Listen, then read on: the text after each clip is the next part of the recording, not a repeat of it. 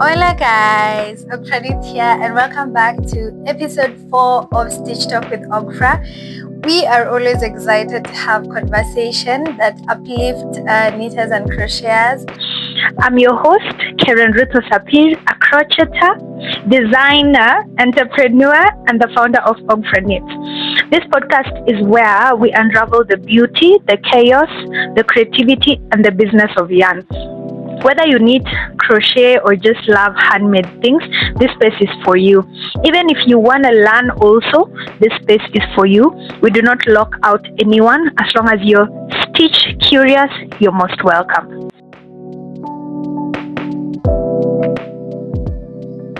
So in the past episodes, we've been talking about creating your brand, like just ensuring that your brand is standing out, ensuring that your brand is, out there and doing what it's supposed to be doing. So today we are going to discuss your brand, your story, finding your unique voice. Okay, so we may all be knitters and crocheters, but we are all different in one way or another. There are knitters and crocheters who are basically commercializing the item that they make. There are those knitters and crocheters who are more into the design aspect of knitting and crochet. There are those people who are majoring specifically on teaching. There are those people who are majoring basically on maybe, brokering.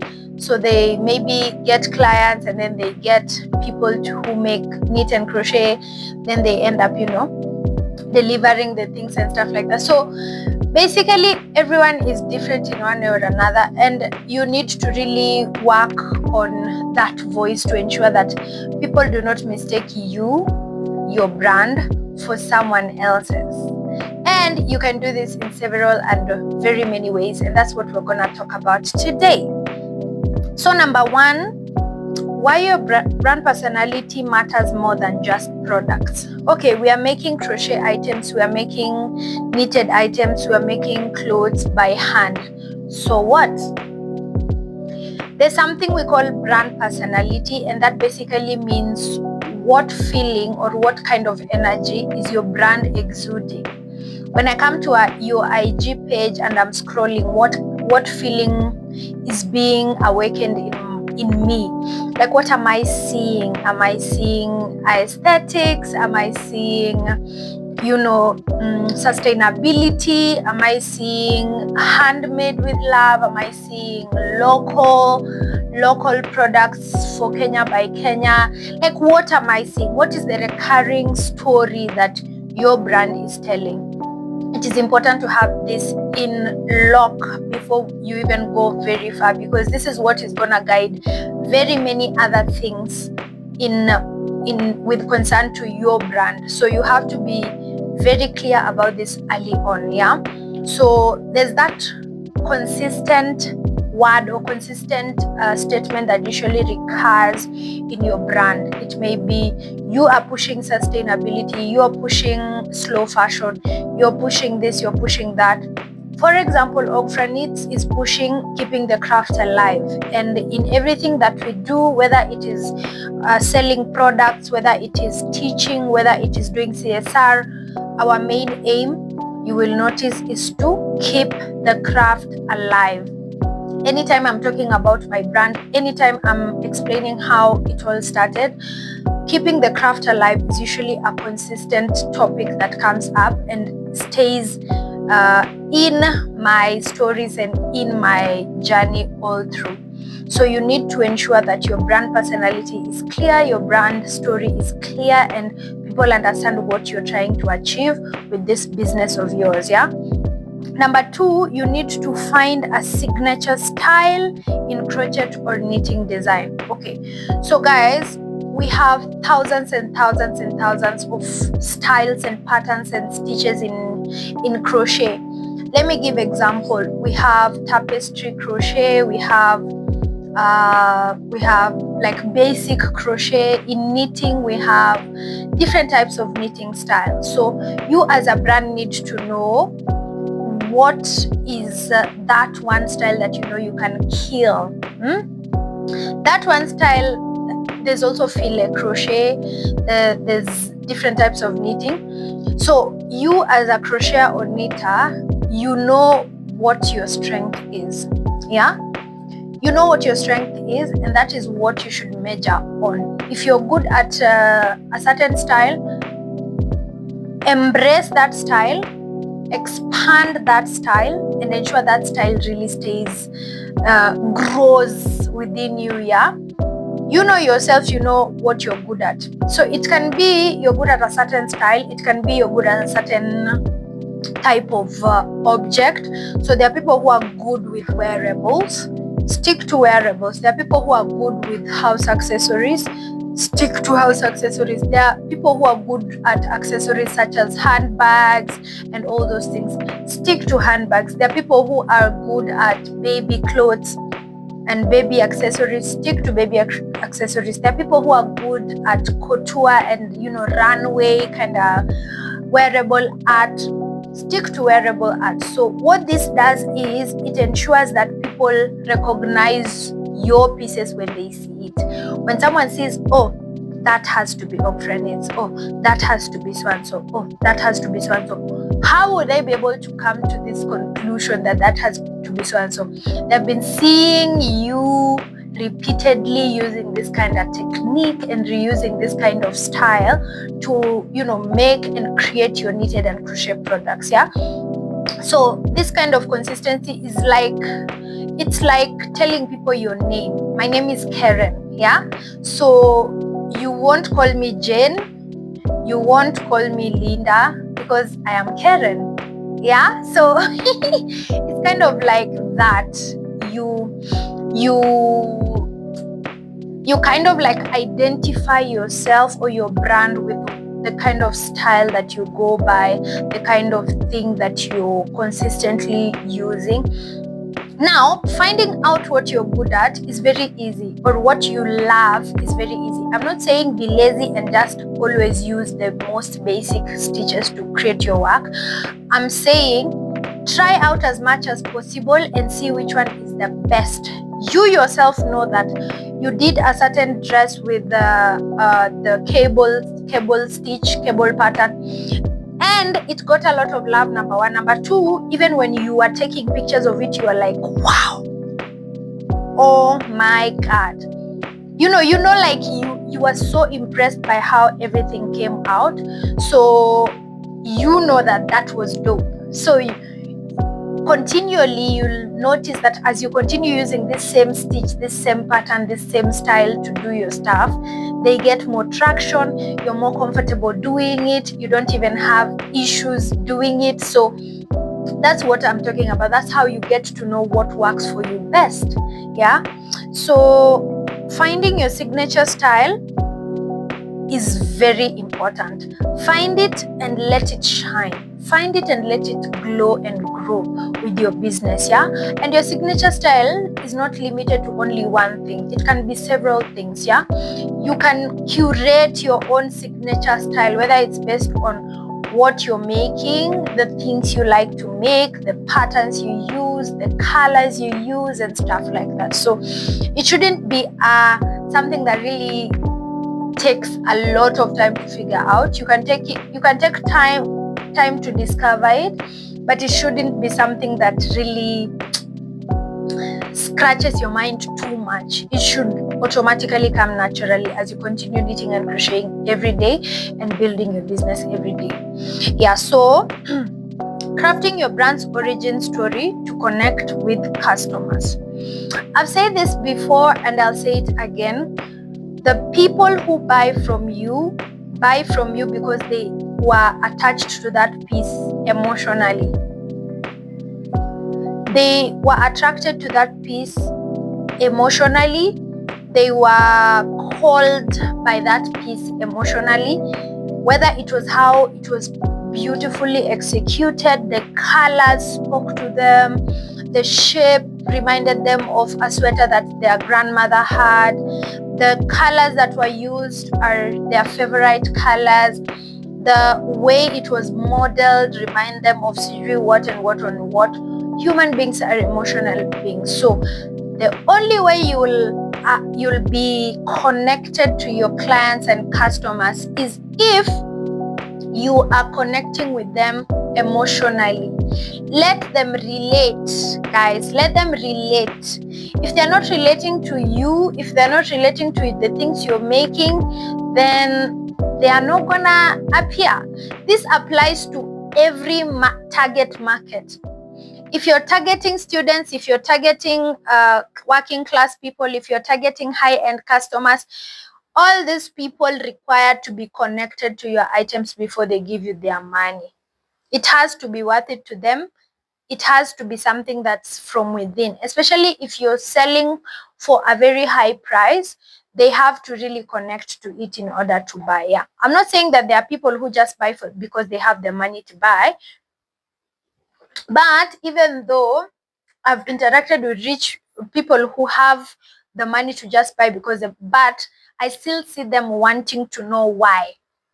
For example, their kid wants to buy this and this and this. Why do they'll be asked, why do they want to buy this and this and this? You see? So it is important for you to really connect personally with your people. And how can you connect with them?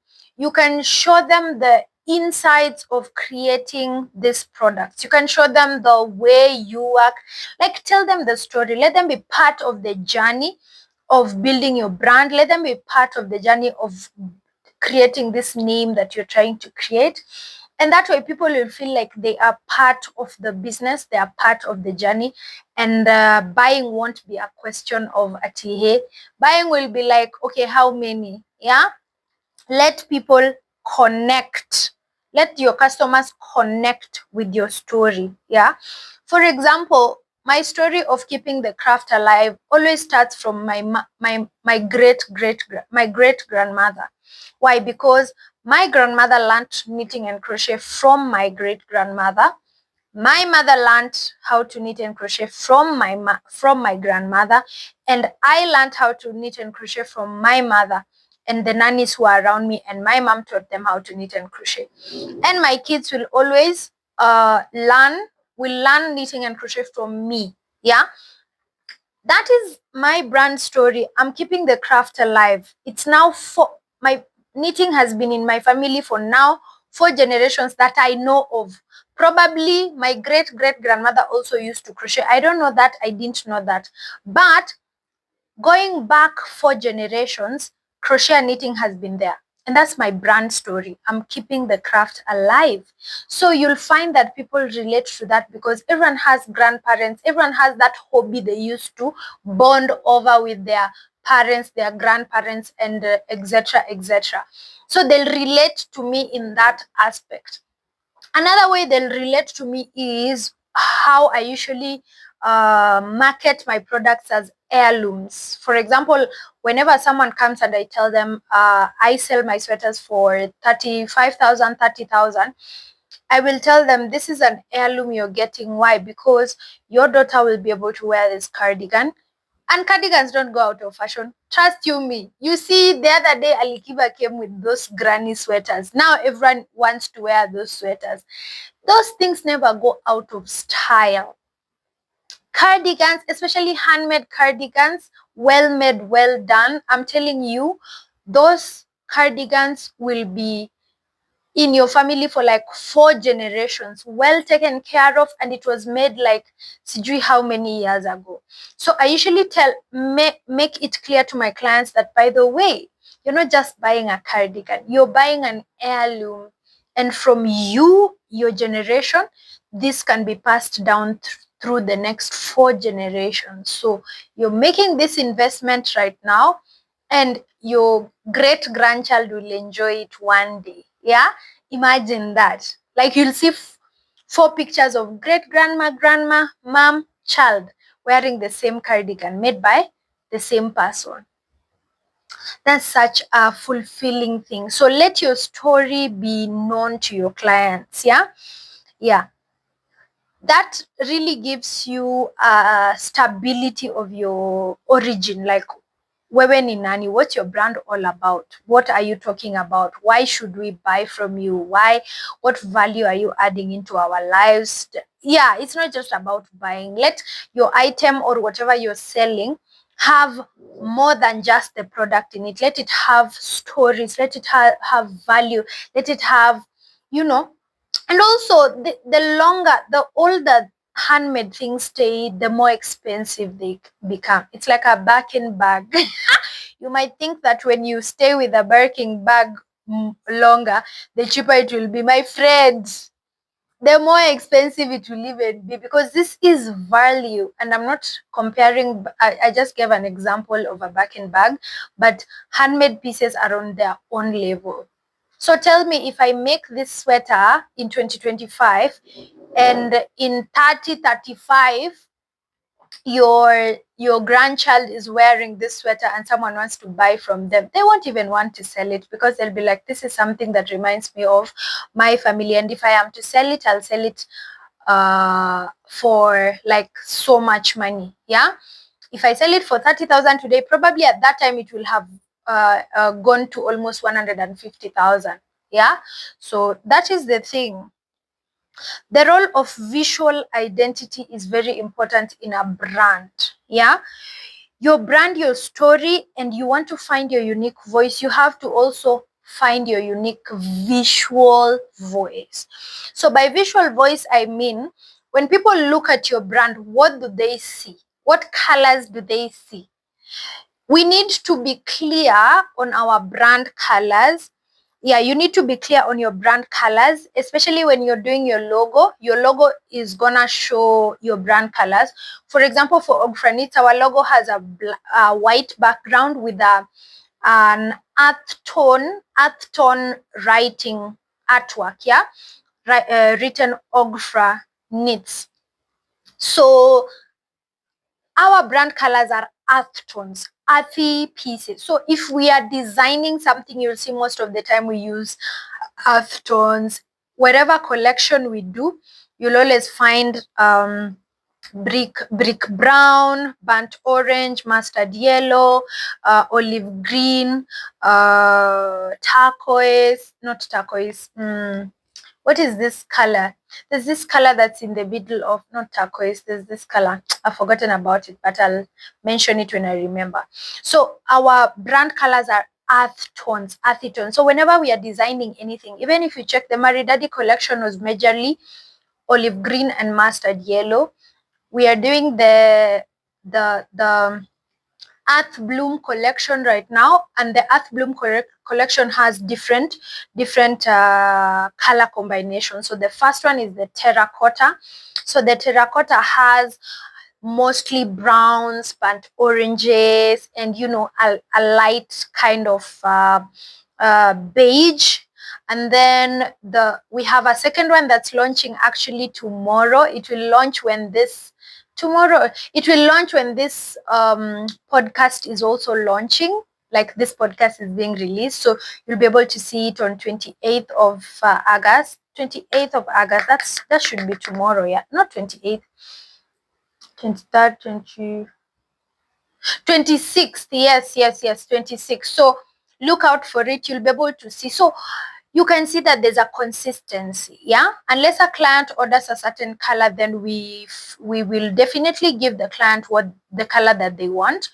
But if we are just designing something in-house, definitely we are going to go straight to our brand colors, because that's our identity. That's what we are. Like if you go to our page, we are basically just earthy tones. Eventually, when we open our studio, you will see that recurring kind of language with the colors and all those things. So there won't be like a pink or a sijui what coming from nowhere. No, we'll maintain those colors, because that is our language. That's what also defines who we are. Yes, photography style, guys. Photography style is also important. You need to have a certain type and a certain way of photography. Most of us are still working on that. Even us, we're working on that, because we have a lot of many different aspects of photography. Sometimes I shoot content myself, sometimes I do it in the studio, sometimes, so it won't be as consistent. However, what ties all these things together is our brand colors, and also our concepts on how we just want things short and stuff like that. Even if the outfit being short shot doesn't have our brand colors. You'll find that the props around have our brand colors. So that's the thing that ties our photography styles together. And as a brand, you need to do that. You need to ensure that is sorted out so that you're not, you're not confusing the viewers. Today they see purple, tomorrow they see pink, tomorrow they see green, the other day they see this, they're like, yo, who is this? They get confused. Yeah. So another thing that we need to talk about is how to try your best not to, copy trends while staying relevant. Trends come and go, but your brand should stay and stay forever. Yeah. So I know sometimes whenever a well-known crocheter or knitter designs something and makes something, now everyone wants to make that thing.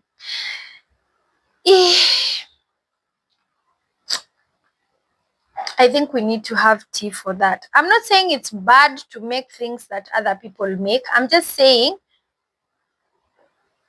if you want to build your brand and you want to earn the originality and authenticity, you should not be led by other people's design majorly. Yeah, don't copy paste someone's design and put it. Make it your own. Even if you're using them as an inspiration, make it your own. And how will you make it your own? By putting in some other ideas that were not present in that design. I know I am really poking holes right now, but let's mention them. Let's go. Number one, let's talk about the lady who did Vicky James' outfit. She did a very splendid job. You and I said she did a very splendid job. However, I've seen other people trying to recreate it. They're trying to recreate it and they're trying to, make it, but you can still see it's lacking. Yeah. So you need to, as a creative and as a brand owner, you need to find a way of coming up with your own designs and coming up with your own language. Even if you're using someone else's design as an inspiration, find a way to make it your own. How? You have brand colors, you have a way of photography, you have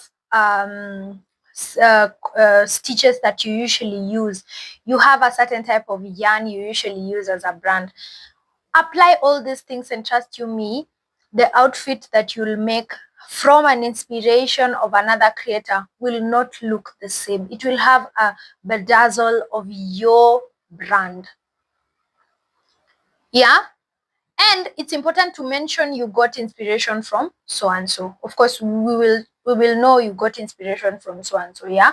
But it is important to avoid trends and let me talk about the ruffle hat trend. During the ruffle hat trend, oh my God, I used to hate ruffle hat trends. I hated ruffle hat trends until I was able to come up with a way to make ruffle hats look elegant and to make ruffle hats look classy and to make ruffle hats look, high end. That's when I made ruffle hats, and that's the collection we're currently working on, which is called the Earth Bloom collection. Hata ukisikia jina you wanna buy it, eh? Yes, the collection of our ruffle hats is called the Earth Bloom collection. Yes, until I realized how to put my own my own sprinkle over here, that's when I started doing ruffle hats. Yeah. So it is very important for you to really, really, really, as a brand, figure out how to avoid jumping on trends. If a trend comes out and you are working on a certain collection, continue working on your collection. The trend can wait. Yeah. The trend can wait and the trend will wait. Unless a client comes and tells you, oh, I want this, I've just seen this on TikTok and I want this. It's money they are giving you, so make it, but don't change your whole calendar because of a trend. It's not important, and it will really hurt you because you lose time, you lose money because you have to buy yarn for the trend. It does not make sense. So my fellow crocheters and knitters, business people, entrepreneurs, yarnpreneurs, yarn sellers, and all those people, this brand story is important. You need to ensure your brand, is your story, and it has a unique voice that explains really what you are all about, what you're up to, and what you want to achieve as a brand. Okay? So yay, yay, yay. Thank you so much, guys, for listening to this episode. This is episode 4. We still have more episodes coming on this same topic of brand growth and, just building a brand from the beginning, from the word go. So we have talked about several things. Next time, probably we'll have another item that we'll talk about, and I hope it will really, really help you guys. I myself am also learning because as I discuss and as I research about these topics and as I talk about them, I'm just like, interesting. So yeah, that was it. Looking forward to see you in the next episode. Bye guys. Have a lovely one.